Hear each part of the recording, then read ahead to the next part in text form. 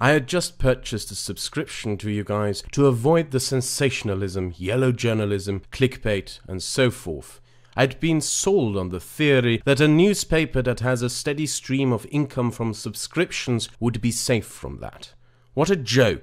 Your original piece on PewDiePie is a hit piece. He's not a Nazi or racist. It's hilarious that you think people aren't going to check. For crying out loud, one of these jokes you referenced was meant to poke fun at journalists taking quotes out of context, and you took it out of context with no sense of irony. So I'm cancelling. To the writers, we're tired of moral busybodies policing the internet. The internet was meant to be a place of freedom, and you're choking it. You're also the reason I'm now subscribed to PewDiePie. You don't understand the social media bans and demonetizing? They tell us who the interesting people are. Even calling you moral busybodies is being too kind. There's nothing moral about smearing a man. At first glance, this might look to all of you like an absolute and certain victory. Three little piggies go out there, make some shit up, and try to run with their lies as if they were facts. Then the three little piggies go and hide like the cowards that they are as the entire fucking internet comes after them. This little piggy will end up working for McDonald's. This little piggy will end up cleaning shit from toilets. And this little piggy will end up sucking trucker dick for meth. Or at least that's how the story should end in a just world, where a bunch of lazy fucks who call themselves journalists make shit up out of thin air to then publish as if they were undeniable fact. However, the comment I quoted for you at the beginning is special in that it was deleted from the slimy article these people lied together. And that is really the most important thing that you need to know about the people spreading this slanderous crap.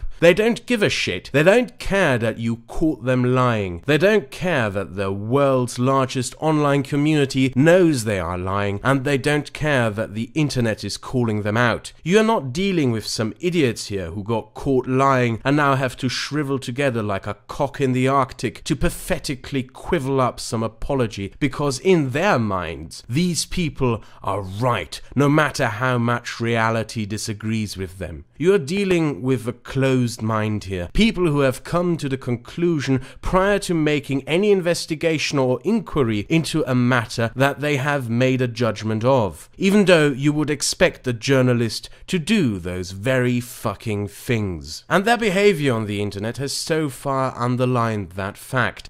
PewDiePie Fool shows the limits of LOL JK, a title, by the way, which the author changed afterwards, but more importantly, what fool? His subscriber count increased and the entire internet is rallying to his help. The same author also tweets, PewDiePie's YouTube reign is over and it's time to retire the just trolling excuse. Reality moves into exactly the opposite of what these people proclaim it to be moving towards to. It doesn't matter to them, and the arrogant, self-aggrandizing confidence with which these self-proclaimed crusaders of decency proclaim their supposed success is almost laughable if what they were attempting to do wasn't so sinister. Look at the follow-up piece published by the Wall Street Journal, and the motivations behind this series of hit pieces will become abundantly clear to you. PewDiePie incident means more scrutiny for influencers, but ad buyers doubt marketeers will pull budgets from all YouTube influencers. Remember that this was published despite the reaction of overwhelming support for PewDiePie. It's almost as if the authors of these pieces knew what the prior piece was being published about and reached their foregone conclusions over what is to come without even taking into consideration how the public would react. This is more than just a lame slanderous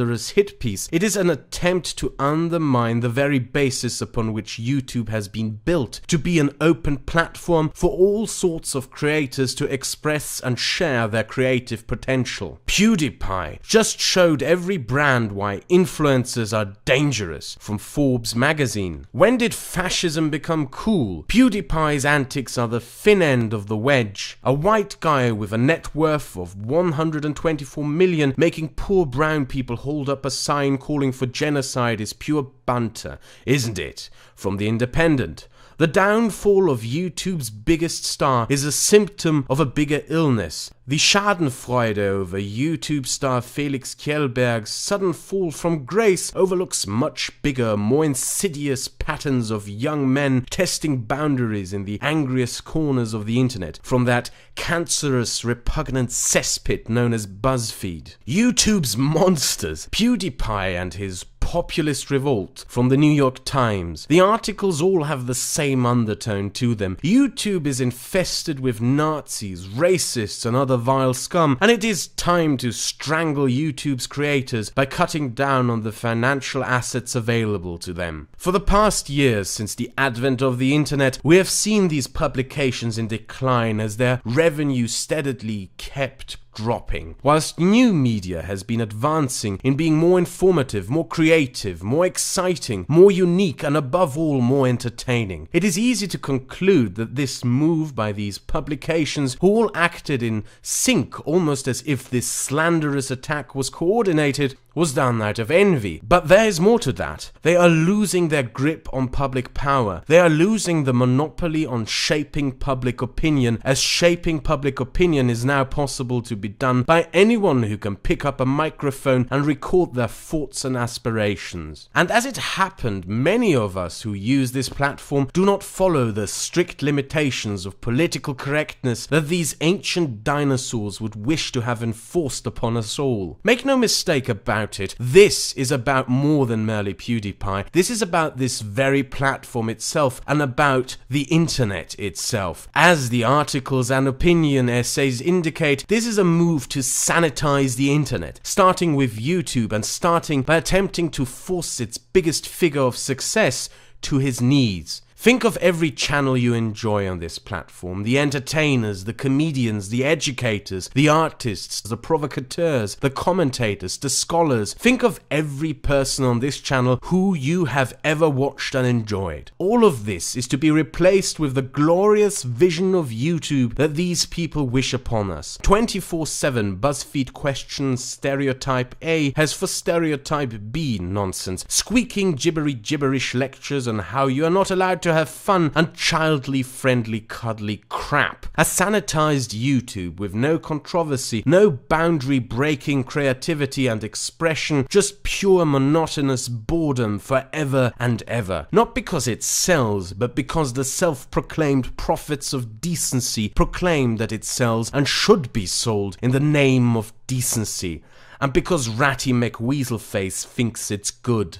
This may start with PewDiePie, but it will end with you, because you might be too dirty for the glorious vision of a sanitized YouTube obedient to a dying media. Well, I propose something else. In the description of this video, you will find the email addresses of all companies that are advertising on the Wall Street Journal. Since it is their claim that their sanitized and cleansed version of YouTube would sell better, you might consider writing emails to these companies letting them know that maybe their products would sell better if they weren't advertised on the Wall Street Journal. Oh, and in the end, since I know that I have subscribers with more subscribers than I have, if you enjoyed this video and agree with it, I'm giving you permission to download it and upload it to your channel. You may even monetize it if you wish. And to PewDiePie, should he by any chance see this, do not bow to those slimy hacks who wish to bring you on the knees based on nothing more than slanderous lies.